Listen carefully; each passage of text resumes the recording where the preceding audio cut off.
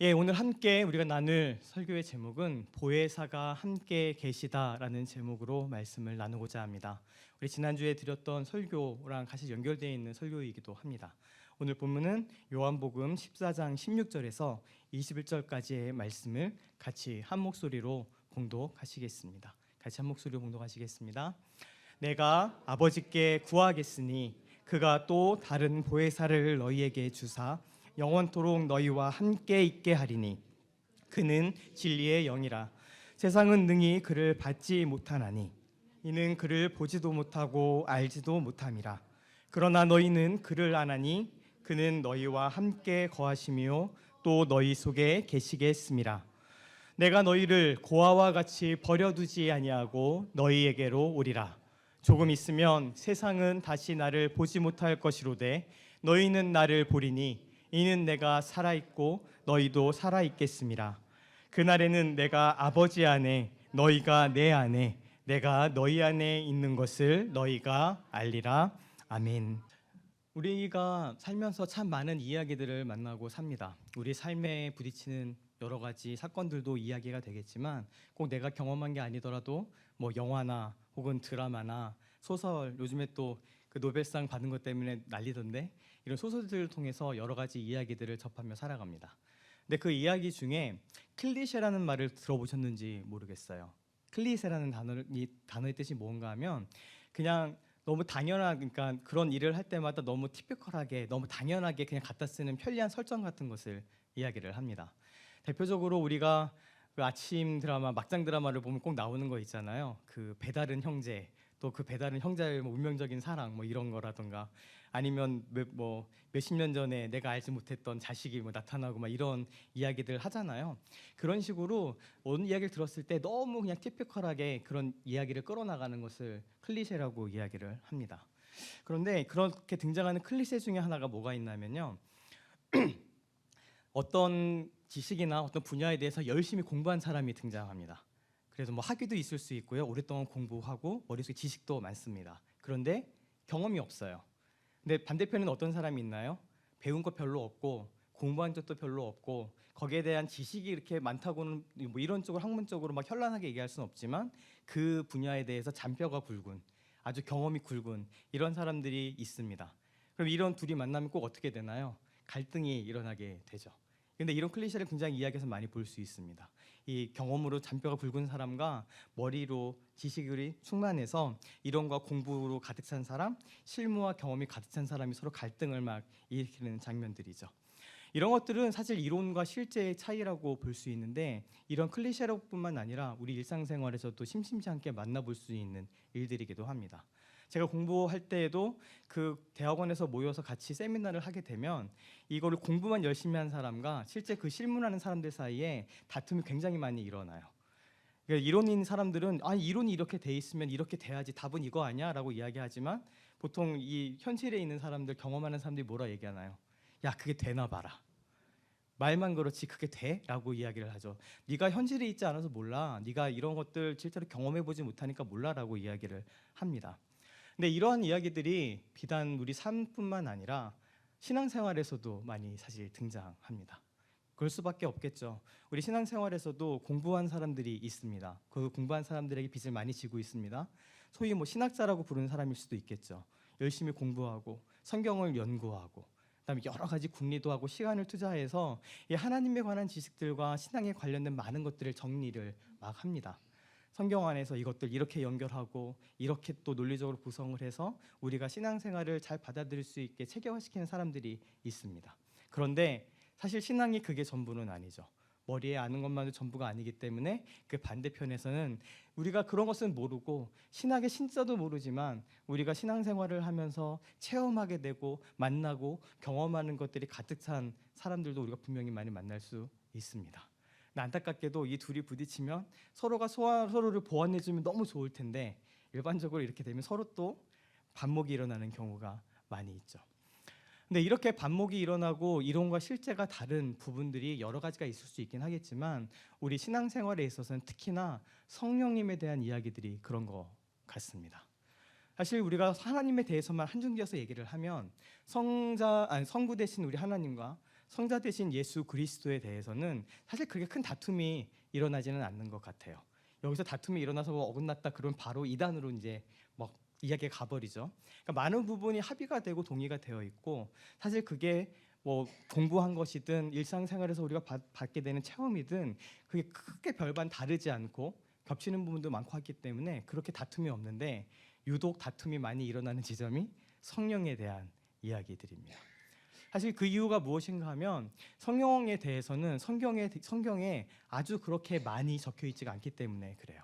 우리 하나님의 일하심에 대해서 예수 그리스도의 가르치심과 그 사심과 또 그의 죽으심과 부활하심의 의미가 무엇인지 많은 부분이 할애하고 다루고 있지만, 성령님에 대해서는 사실 그렇게 설명하고 있지 않습니다. 그렇다 보니까 많은 사람들이 성령 하나님에 대해서는 우리 삶의 체험들, 내 신앙의 체험들, 혹은 어디 뭐 수련회를 가거나 집회를 가서 내가 경험했던 그 무엇인가, 아니면 내가 성령이 충만했었던 어떤 그런 기억과 체험들을 가지고 이야기를 하게 되고, 근데 사실 이것이 사람들마다 다른 경우가 많기 때문에 서로 간의 다툼이 일어나게 되는 것이죠. 그리고 실제적으로도 성령론이라고 해서 가르치는 그 가르침과 일상 우리 신앙생활에서 특히나 선교지에 가서 가장 최전방이라고 해야 되겠죠. 정말 그 선교의 현장에서 하나님의 부흥이 강하게 임하는 그곳에서의 성령님의 일하심은 어떤 괴리가 있는 경우들이 많이 있습니다. 그런데 많은 이들이 안타까운 것이 이 하나님에 대해서 얘기하는 것임에도 불구하고 대부분의 자기 체험만 갖고 이야기하다 보니까 좀 잘못된 이야기들이 많이 가는 것이죠. 이 성령 하나님에 대해서는 사실 대체로 그러하다라는 이야기는 누가 할 수 있겠지만, 반드시 그러하다라고 성령님의 일하심을 한정 지을 수는 없을 것 같습니다.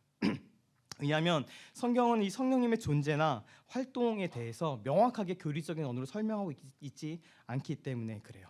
어떤 맥락에 따라서 그 상황에 따라서 그 역사하시는 방법들이 좀 많이 다르게 나타나는 것을 발견할 수 있습니다. 그런데 이것을 잘못 이해하면 그렇게 가르치는 것도 있죠. 뭐 방언을 하지 않으면 넌 성령 받은 거 아니야, 이렇게 얘기한다라던가 뭐 이런 식의 이야기들은 사실은 좀 지양할 필요가 있습니다. 이따가 다루겠지만 성령이 우리한테 확실하게 증언하고 있는 것은 우리가 성령으로 말미암지 않고선, 성령이 우리 안에 함께 하시지 않고선 우리가 예수님을 주라 고백할 수 없다라고 이야기합니다. 그러니까 내 안에 그런 어떤 뭐 징표든 뜨거움이든 이런 것이 없다 하더라도 내가 정말로 예수 그리스도를 내 주로 고백하고 구세주로 영접하고 그렇게 믿고 있든다면 그 사람에게는 성령님이 함께 하시는 것이 너무나도 당연하고 확실한 것이죠. 더 나아가서 이 예수의 영, 그리스도의 영이 함께하지 않으면 그 사람 그리스도의 사람이 아니라고 성경은 선언합니다. 즉 우리가 지난주에 보았던 것처럼 예수 그리스도를 주로 고백하는, 그게 형식적인 의미이던 실질적인 의미이던 예수 그리스도를 주로 고백하게 되는 그곳에는 반드시 성령님의 도우심과 역사하심과 함께하심과 내주하심이 있다라는 것을 잊어버리지 말아야 합니다. 우리 사도신경을 보게 되면 우리 하나님에 대해서 그리고는 예수님에 대해서 설명을 하고 그 설명을 우리가 신앙으로 고백합니다. 예를 들어 하나님은 우리 아버지가 되시고 전지전능하시고 천지를 만드시고, 이런 이게 하나님의 어떠하심에 대해서 우리가 믿은 신앙을 고백하죠. 예수님에 대해서도 마찬가지입니다.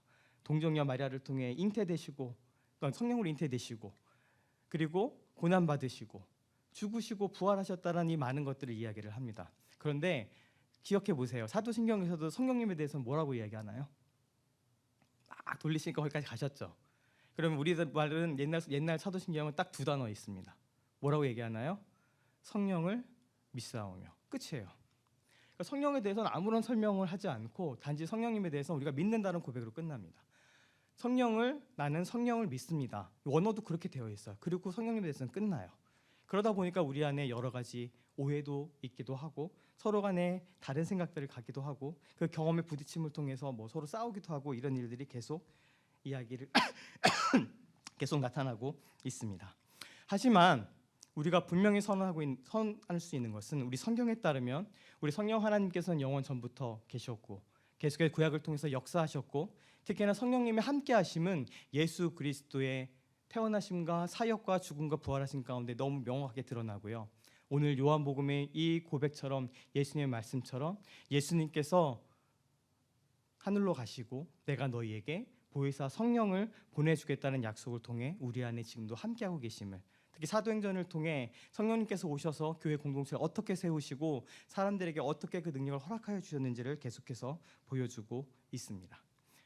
제가 지난주에 말씀드렸던 설교의 핵심을 기억하시나요? 요한복음 15장의 말씀으로 그 얘기를 드렸습니다. 예수님을 떠나서는 우리가 아무것도 할 수 없다. 예수 그리스도에 우리가 붙어있지 않으면, 그 참포도나무이신 예수께 함께 하시지 않으면 우리는 아무런 열매도 맺을 수가 없고 아무것도 할 수 없는 존재들이다. 그분께서 원하시는 것이 우리가 그 안에, 예수 안에, 예수가 우리 안에 거하는 것이다 라고 말씀을 드렸습니다.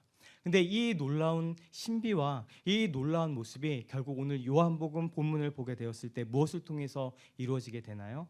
성령님을 통해서 일어나게 되는 것이죠. 그래서 우리는 다시금 성령님을 얘기함에 있어서도 다시금 예수님께로 돌아갈 수밖에 없습니다.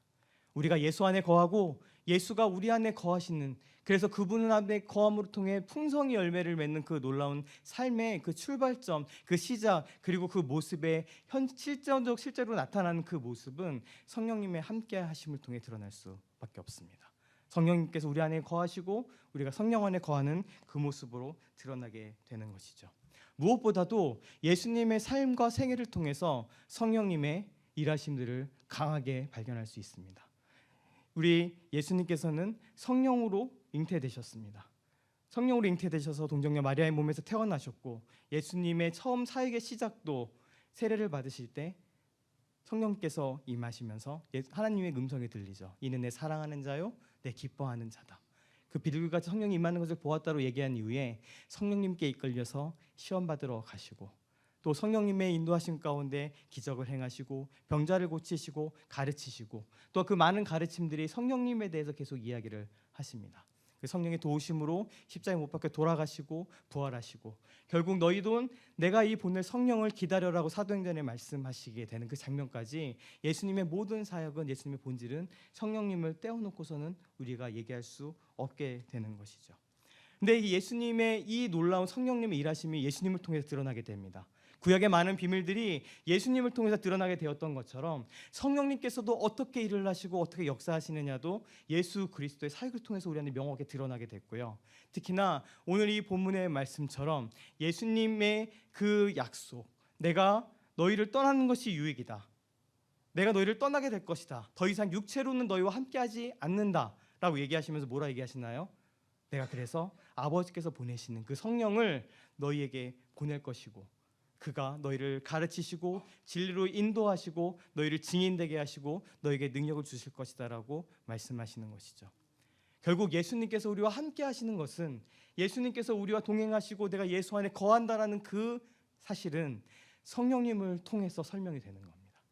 성령님 우리와 함께 하심을 통해서밖에 설명이 될 수 없는 것이죠. 그래서 예수님을 통해서 예전에 구약에서 발견되는 여호와의 신, 여호와의 영이 임하는 그 역사는 일회적이고, 특정한 사람들에 대해서 그 사람들에게 하나님께서 사명을 맡기시고 그 사명을 감당할 때 있어서 특별하게 부어지시는 힘처럼 드러나지만, 예수님을 통해, 예수님께서 부활 승천하심을 통해 우리에게는 더 이상 그런 일회적인 사건, 잠시 누군가에만 허락되는 사건이 아니라 모든 민족과 모든 열방과 그 누구라도 예수를 주로 고백하는 이들이 성령님과 함께 거하고 성령님과 함께 동행하고 성령님 역사 가운데 붙어있게 되는 그 역사로 바뀌게 되는 것이죠.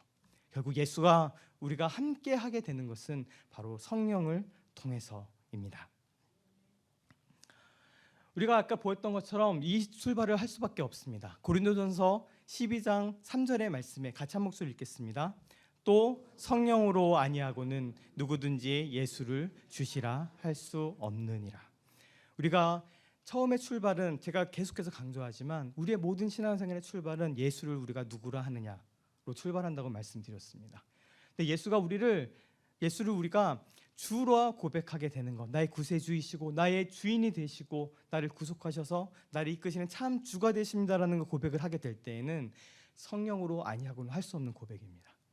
그냥 입술로 그런 것 같아라고 고백하는 것이 아니라 내가 진실로 나의 마음을 다해 그렇게 고백하게 된다면, 그것은 나 안에 뜨거움이 있든 차가움이 있든 상관없이 우리 안에 함께하고 계시는 성령님의 인도하심을 통해서만 그것이 가능한 것이죠. 그렇기 때문에 로마서에서 사도 바울은 다시금 반복합니다. 너희 속에 하나님의 영이 거하시면 너희가 육신에 있지 않고 영에 있나니 누구든지 그리스도의 영이 없으면 그리스도의 사람이 아니라라고 이야기합니다. 성령님이 없으면 이 성령님 여기서 나타나시죠. 하나님의 영이라고 불리시기도 하고 그리스도의 영이라고 불리시기도 합니다. 이게 삼위일체 안에 있는 그 비밀 가운데 있는 것이죠. 근데 그리스도의 영이 성령이 우리 가운데 있지 않으면 우리는 그리스도인이라고 할 수가 없습니다. 그리스도의 사람이 아니거든요. 근데 우리가 예수를 주로 고백하게 될 때 내가 그리스도의 사람이라고 고백하는 그 고백의 출발은 성령님께서 우리와 함께 하시기 때문에 가능한 것이죠. 이것은 우리 예수 그리스도께서 승천하셔서 우리 가운데 보혜사 성령을 보내주셨기 때문에 가능한 일입니다. 오늘 본문의 말씀과 함께 요한복음 14장, 15장, 16장에서는 계속해서 예수님께서 성령을 우리에게 보내주시겠다는 약속들을 반복해서 말씀하십니다. 보혜사 곧 아버지께서 내 이름으로 보내실 성령, 그가 너희에게 모든 것을 가르치고 내가 너희에게 말한 모든 것을 생각나게 하실 것이다. 보혜사라는 말이요, 보혜사라는 말이 계속 반복되고 있는데 이 말은 원어적으로 보면 저 원어 잘 안 쓰지만 파라클레토스라는 단어를 쓰고 있습니다. 이게 파라라는 말을 혹시 영어에 감이 좀 있으신 분들은 아실 건데 파라라는 말은 옆에서란 뜻이에요. 옆에서 함께하는 것. 근데 이 파라클레토스라는 말은 말 그대로 그 성령님께서 우리 바로 옆에서 바로 곁에서 우리를 도우시는 분이라는 뜻입니다. 근데 보혜사라는 말이 왜 나오게 됐나 하면 우리가 예수 그리스도가 Jesus Christ 그 말이 헬라어 말이 한자에 있는 중국의 한자를 통해서 치환되었다고 제가 말씀드린 적 있잖아요. 그래서 예수 그리스도가 야소 기독이 되고 그래서 우리를 기독교라고 부른다고 얘기 드린 적이 있죠. 그건 똑같이 이 파라클레이토스를 중국말로 변환한 거예요. 그 말 자체를 그 말에 딱 맞게 그런 거 아시잖아요. 옛날 뭐 코카콜라 그러면 그 발음을 맞추기 위해서 그 한자를 갖다 쓰듯이 중국말에도 파라클레이토스를 보혜사라는 한자를 갖고 와서 그 발음을 갖고 왔어요. 음차를 한 거죠. 근데 우리가 그것을 번역하면서 똑같은 말을 쓴 거예요. 왜냐하면 뜻이 비슷하게 통하거든요.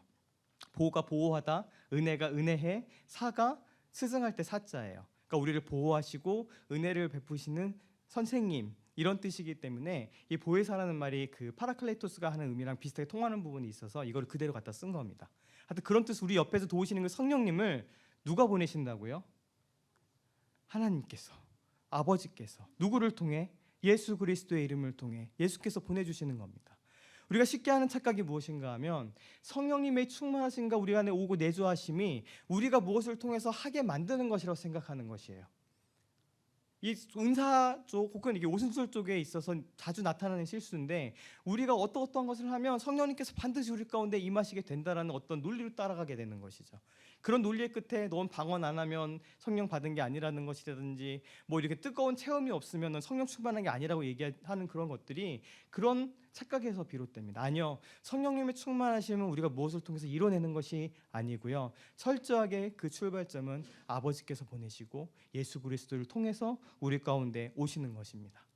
그 성령님께서 우리 옆에서 우리에게 예수님께서 말씀하셨던 그 진리를 가르치시고 다시 생각나게 하시고 그것들을 통해 우리에게 계속해서 옆에서 기억나게 하시고 도와주시는 역할을 우리 성령님께서 하시는 것이죠.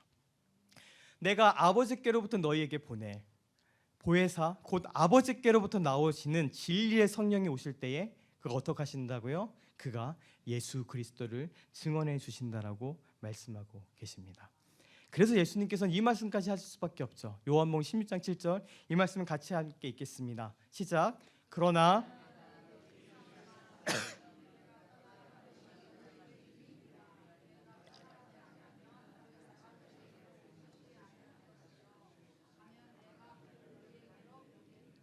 아멘. 예수님께서는 더 이상 육체로 함께 하시지 않으세요. 예수님은 육체로 거하셔 제자들과 함께 거하시고 가르치시고 말을 주셨지만 예수님께서 내가 이제 너에게 이 실상 실제 앞으로 실제로 어떻게 될 것인지를 알려줄게. 내가 떠나는 것이 너희에게 유익이라고 말씀하세요. 내가 육체로 너희와 함께 있는 그것이 아니라 내가 육체로 너희와 함께하지 않는 것이 오히려 유익이다. 내가 떠나가고 내가 아버지께로 가면 아버지께서 나를 통해 또 내가 보내는 그 보혜사 성령님이 너희에게로 올 것이다 라는 그 약속 때문에 그런 것이죠. 예수님께서 우리와 함께 하시는 것은요 내가 너희와 함께 하겠다라고 말씀하시잖아요. 본문 말씀에 뭐라고 얘기하세요? 내가 너희를 고아와 같이 버려두지 않고 내가 너와 함께 하겠다고 예수님께서 약속하셨어요. 그 예수님의 약속이 결국에 무엇으로 이루어지는 것인가 하면 그리스도의 영, 예수의 영이신 성령님께서 우리와 함께 하심을 통해 그 약속이 우리에게 이루어지게 되는 것입니다. 그래서 지난주에 말씀드린 것처럼 예수가 우리 안에, 우리가 예수 안에 거하게 되는 그 놀라운 비밀이 어디서부터 비롯되는 것인가요? 오늘 이 말씀처럼 주 안에 거하고 주는 그의 안에 거하시나니 우리에게 주신 무엇으로 말미암아? 성령으로 말미암아 그가 우리 안에 거하시게 되는 것입니다. 다시 한번 반복할 수밖에 없습니다. 예수님께서 우리 안에 거하시고 우리가 예수 안에 거하는, 우리가 지난주에 그렇게 말씀드렸던 나에게 아무것도 없고 근과 은도 없고 무엇도 없지만 내가 나사렛 예수의 이름 하나 가지고 줄 수 있는 그것이 있다면 나사렛 예수 이름 하나뿐인데, 그렇게 예수 안에 거하면서 열매를 맺는 그 삶은, 내가 아무것도 할 수 없는 내가 무엇인가 할 수 있는 그 삶은 결국 성령님이 우리와 함께 하시는, 우리가 성령 안에 거하는 것을 통해서 드러날 수밖에 없다라는 것이죠. 성령님께서 우리에게, 그리고 우리 교회에게 이 예수님을, 예수 그리스도를 현재화하십니다. 더불어서 이 성령님께서 이 우리들을, 이 교회를 그리스도의 그 신비, 우리가 계속 신비라고 고백할 수밖에 없는 예수님과의 연합, 그리스도와 함께 십자가에 못 박혀 그가 내 안에 내가 그 안에 거하는 그 신비를 살아가게 하시는 것이죠. 갈라디아서 2장 20절 말씀을 다시 한번 고백할 수밖에 없습니다. 같이 한 목소리로 봉독하시겠습니다. 내가 그리스도와 함께 십자가에 못 박혔나니 이제는 내가 산 것이 아니요 오직 내가 제 가운데 사는 것은 나를 사랑하사 나를 위하여 자기 자신을 버리신 하나님의 아들을 믿는 믿음 안에서 사는 것이라. 아멘. 그래서 성령님의 충만함을 얘기할 때, 또 성령님 우리와 함께 하심을 얘기할 때 예수 그리스도를 통하여만 얘기할 수 있고요. 그 이야기는 결국 다시 이 말씀으로 우리를 이끌게 됩니다. 우리가 성령의 충만하심을 경험하게 되는 것, 성령님께서 우리 가운데 충만하게 임하셔서 현존하시면서 우리 삶을 끌어가시는 놀라운 삶의 기적은요, 결국 우리가 예수 그리스도와 함께 십자가에 못 박히는 그것을 통해서 시작하게 됩니다.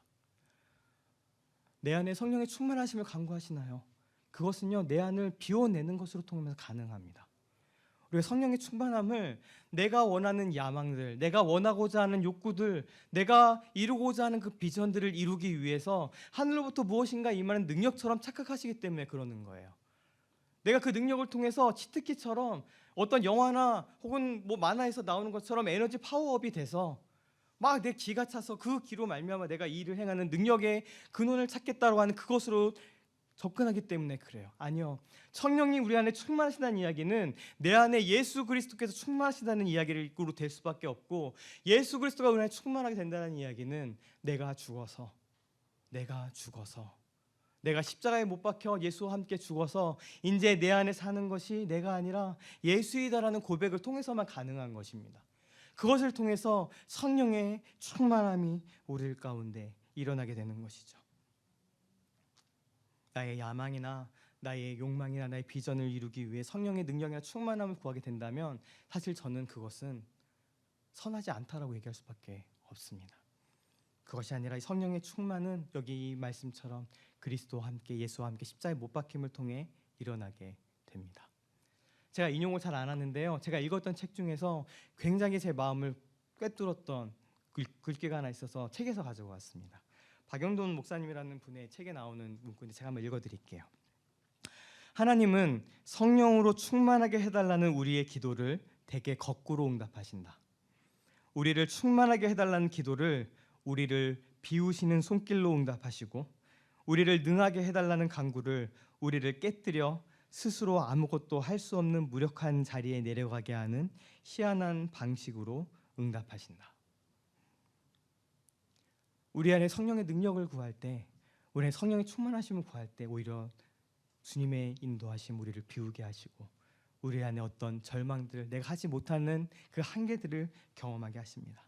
그래서 유명한 설교가였던 토조 목사님 같은 경우에는 성령으로 충만하기 위해서는 혼란스러움과 불안함과 실망과 공허감을 느끼는 과정을 거쳐야 한다라고 설교 때 얘기하시기도 하셨습니다. 우리의 성령의 충만함은 어떤 어디 있는 에너지를 끌어와서 나의 능력을 충전하기 위한 것이 아니고요, 철저하게 내가 비워져서 내 안에 예수가 가득 차게 되는 그 일들을 이야기합니다. 그리고 우리 성령의 충만을 구하게 된다면 오히려 우리를 비우게 하시고, 성령의 충만을 구하게 된다면, 능력을 구한다면 오히려 우리의 약함을, 우리를 깨뜨리셔서 그 약함을 경험하게 하신 일들로 우리를 부르시는 것이죠. 성령의 충만은 성령님의 함께 하심은 결국 우리의 비움을 통해서 일어나게 됩니다.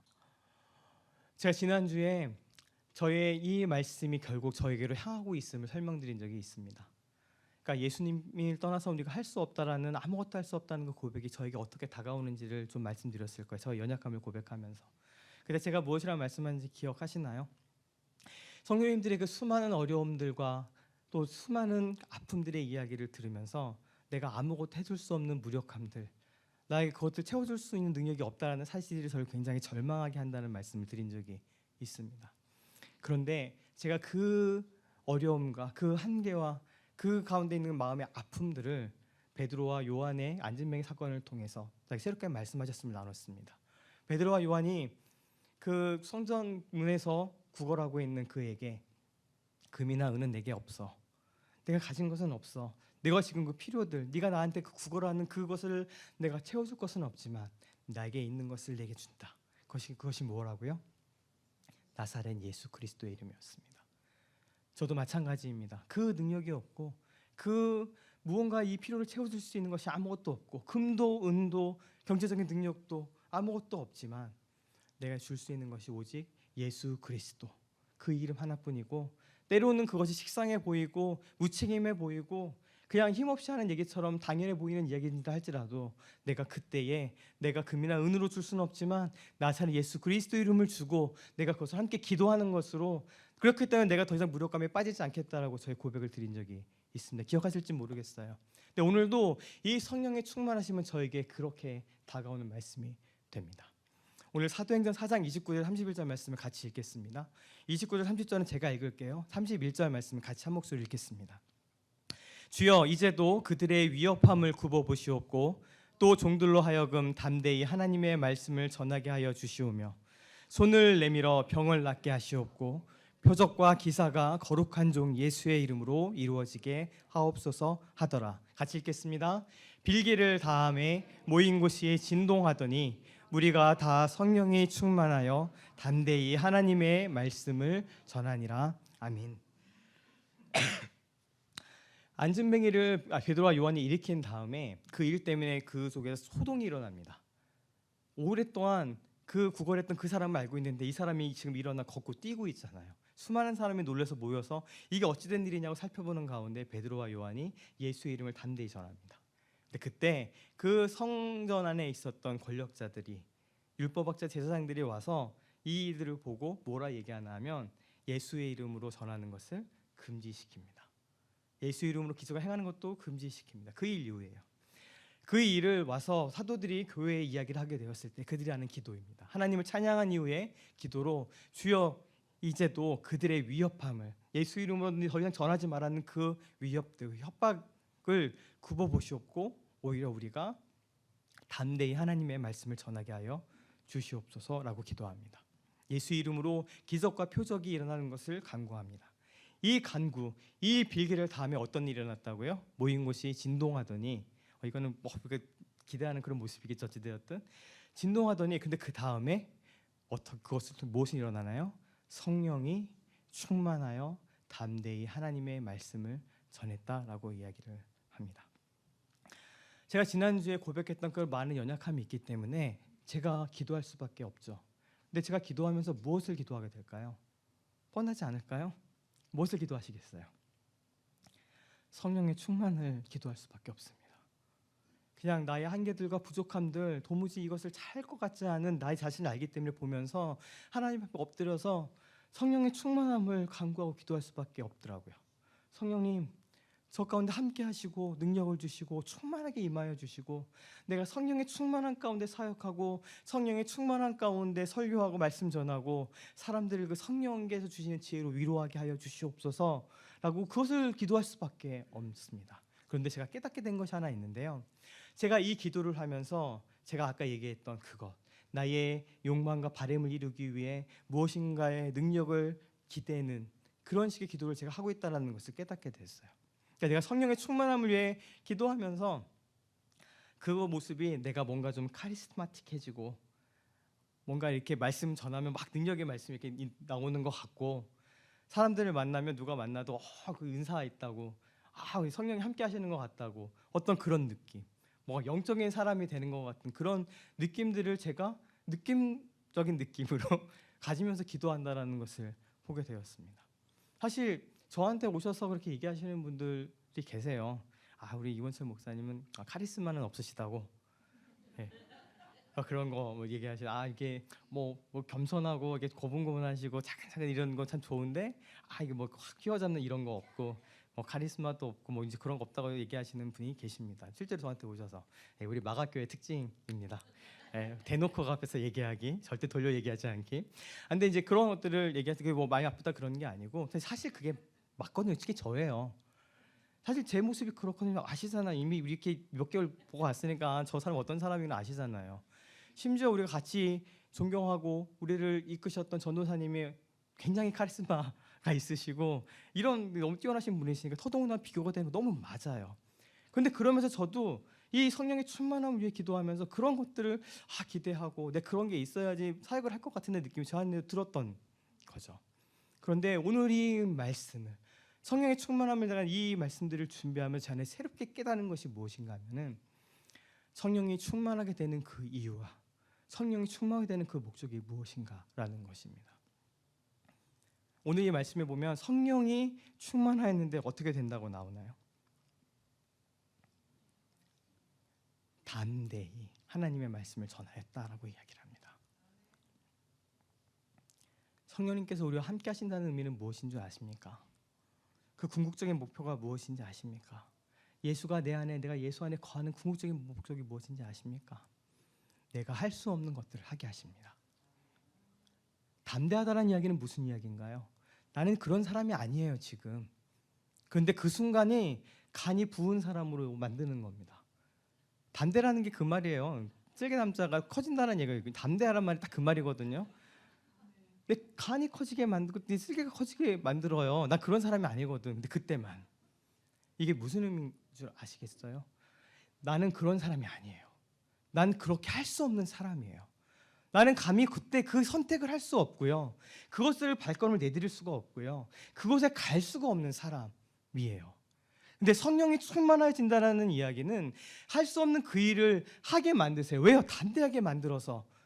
나는 내 본질은 내 사람은 절대 그 일을 할 수 없고 쫄아있고 겁내고 주저주저하고 이건 내가 할 수 없는 일이라고 선을 그을 수밖에 없는 사람인데 간땡이가 부어요. 그 일을 할 수 있게 만들어주는 힘이 성령의 충만하심이에요. 우리 구약에서 만났던 그 수많은 믿음의 위인들이 어떤가요? 여호와의 신이 여호와의 영이 임하게 되었을 그때는 그 일을 하도록 하시기 위해서 하나님께서 부으신 그때의 능력인 것이죠. 그 사람은 못해요.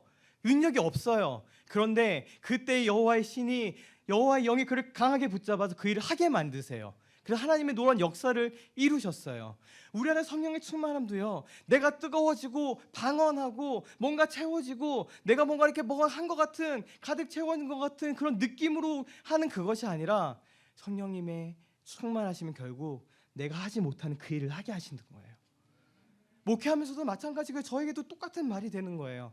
카리스마틱해져서 내가 얘기하면 아멘하고 받고 기도하면 병이 낫고 그런 것들이 일어나죠. 성령이 충만한 그런 일도 분명히 일어날 줄 믿어요. 그렇게 되길 간구해요 또. 하지만 결국 궁극적으로는 무엇인가요?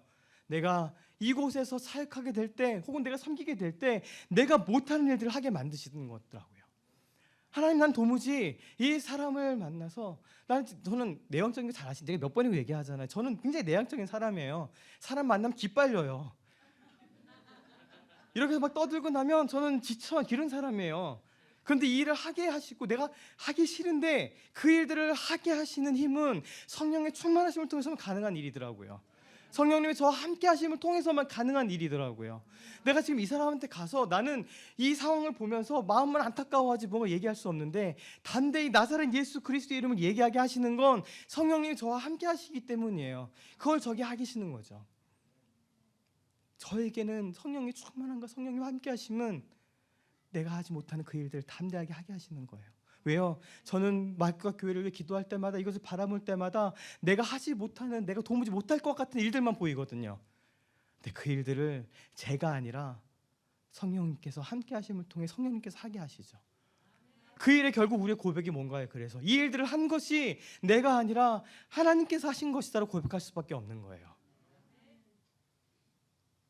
성령의 열매를 우리가 맺어야죠. 참포도 나무신 예수님께 붙어서 사랑과 화평과 자비와 양선과 충성과 온유와 절제 오래 참음들을 다 맺어야죠. 근데 그것을 내가 맺냐고요? 아니요, 못 맺어요. 우리는 성령의 충만함을 통해서만 그분의 일하심을 통해서만 가능한 것이죠. 그 사실을 극명하게 보여주는 말씀이 사도행전 1장 8절입니다. 오직 성령이 너에게 임하시면 너희가 권능을 받고 예루살렘과 온 유대와 사마리아와 땅끝까지 이르러 내 증인이 되리라. 이게 무슨 말씀인지 아시나요? 이게 이 말씀 문자 그대로 우리의 선교의 지경이 예수 그리스도를 증인으로 살아가는 지경이 넓어지게 되는 것을 이야기하지만 성령이 우리에게 임하시면 우리는요, 우리 예루살렘을 우리의 유대를요 못 벗어납니다. 우리 세계는 그래요. 제가 오늘 부예배 때도 그 얘기 들었는데 제가 바꿨어요. 원래는 이 30년지기, 40년지기, 50년지기 이런 사람들이 나중에 다투게 싸우고 헤어지고 막 서로 안 보게 되고 원수 맺는 100이면 100이 저는 정치와 종교 얘기하다가 싸워서 그런 거라고 얘기했는데 아니더라고요. 50은 돈 문제더라고요. 50은 돈 문제고 나머지 50은 30년, 40년, 50년을 사귀고 알았는데도 정치하고 종교 이야기를 하면 서로 반목하고 안 보는 사이가 돼요. 그 세계를 못 깨뜨리거든요. 우리는 그런 존재들이에요. 유대인들이 이방인들을 개처럼 여기고 상종하지 않고 사마리아를 사람들과 상종하는 걸 그렇게 부정하게 여겼던 이유는 그것을 못 벗어나기 때문입니다. 우리는 늘 예루살렘에 온 이 유대에 조금 넓은 사람 유대 정도에 매달려 살아가는 게 우리들의 삶이에요. 못 깨뜨려요. 정치와 종교 얘기하면 절대 상대방 얘기 들어오지도 않잖아요. 우리 사는 세계가 그거밖에 없어요. 거기에 늘 우리 갇혀 살아요. 그런데 성령님께서 우리에게 임하시면 우리가 그것을 깨뜨리고 넘어갑니다. 나는 유대밖에 예루살렘밖에 살지 못하는 그런 사람인데 내 세계가 깨져나가요. 왜요? 나는 갈 수 없는 그곳으로 하나님께서 이끄시기 때문이에요. 나의 힘으로 넘어갈 수 없는 바운드를 넘어가게 하세요. 예루살렘의 유대에 갇혀있던 내 삶이, 나의 지경이, 나의 사람들이, 나의 섬김이, 나의 순종이 이제 깨뜨려져서 예루살렘에서 유대로, 유대에서 사마리아로, 사마리아를 넘어서서 결국 땅끝까지 우리의 지경이 넓어지게 하는 역사는 오직 성령이 우리 가운데 임하셔야만 가능한 일입니다. 성령님은 그렇게 임하세요. 성령님의 충만하심 그것을 이야기하는 것이에요. 우리의 느낌이 아니라 방언하고 그런 모습을 대체로 나타나는 것은 맞지만 그것이 표징이 아니고요. 성령의 충만하심은 나를 담대케 하셔서 오늘의 이 초대교회는 예수의 이름으로 더 이상 복음을 전하지 말아라고 얘기하는 그 협박과 핍박과 어려움에도 불구하고 담대히 하나님의 말씀을 전하는 것으로 드러나고요.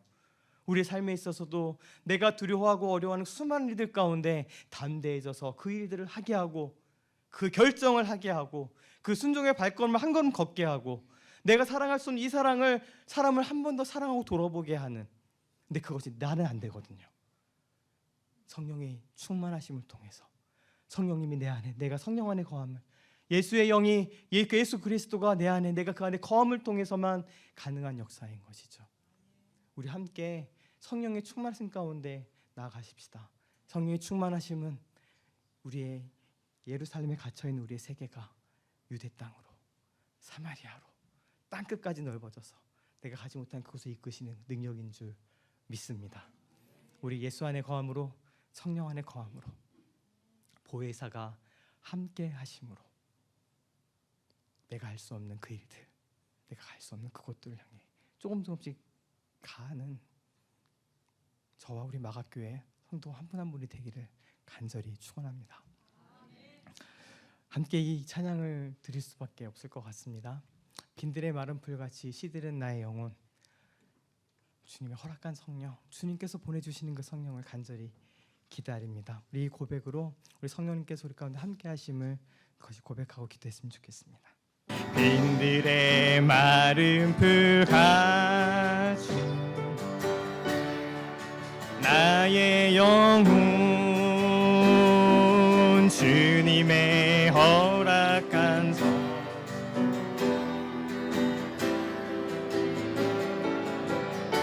아멘. 가물어 메마른 땅에 단비를 내리시듯 성령의 단비를 부어 새 생명 주옵소서.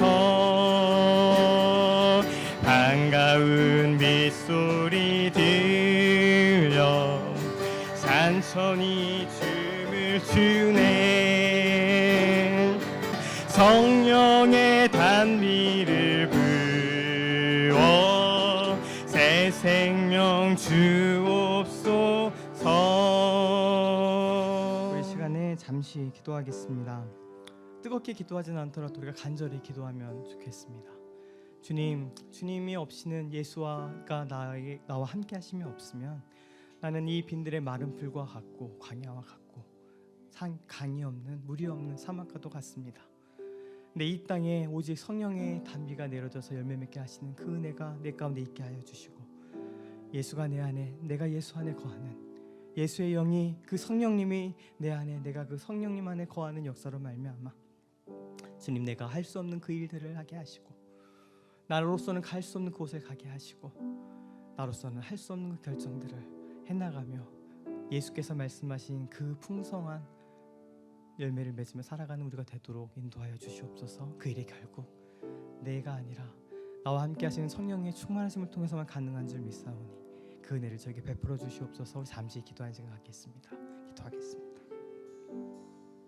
지금은 우리 구주 되신 예수 그리스도의 크신 은혜와 우리에게 성령을 보혜사를 보내어 주셔서 우리를 돌보시는 아버지 하나님의 극진하시고 변함없으신 사랑하심과